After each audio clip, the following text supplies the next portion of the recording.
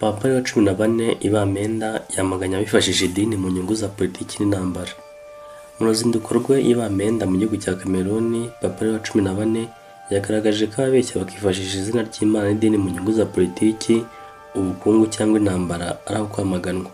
Ashimangira ko gusenya bifata akanya gato ariko kubaka bigasaba imyaka myinshi. Ibi yabivuze mu nama yahuje inzego zitandukanye igamije amahoro yabereye muri Katedrali ya Mutagatifu Yosefu, igice cya Diyoseze ya Bamenda, umunsi wa kabiri w'uruzinduko rwe muri Cameroon.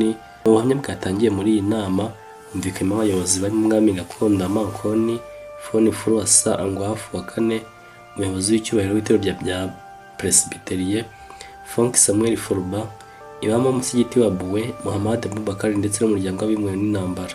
Nyuma yo kumva ubu buhamya, Papa Leo wa 14 yashimye ubutwari bw'abaturage ba Bamenda, avuga ko imibabaro banyuzemo yatumye barushaho kwizera ko Imana ihorana nabo.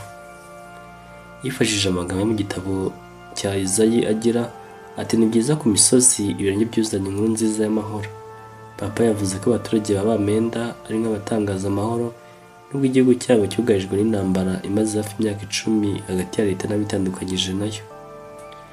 Yagaragaje ko nubwo hari aya makimbirane, amadini ya Gikristo n'Abayisilamu yakomeje kwegerana, ashyiraho ihuriro rishaka kunga impande zihanganye.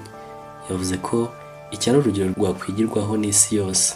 Papa Leo wa 14 yanenze cyane abifashishije idini mu nyungu zabo bwite, atera abahindura izina ry'Imana igikoresho cy'intambara, ubukungu cyangwa politiki, bagakora ibitandukanyije abantu aho kubahuza. Yongeyeho ko nubwo isi itwarwa n'abantu bake bafite ububasha bakoresha nabi, ikomeje kubaho kubera ubufatanye bw'abavandimwe benshi bashyigikirana. Papa Leo wa 14 yanenze kandi uburyo amafaranga menshi akoreshwa mu ntambara mu gihe akenewe mu kuvura, mu burezi no kongera kubaka ataboneka.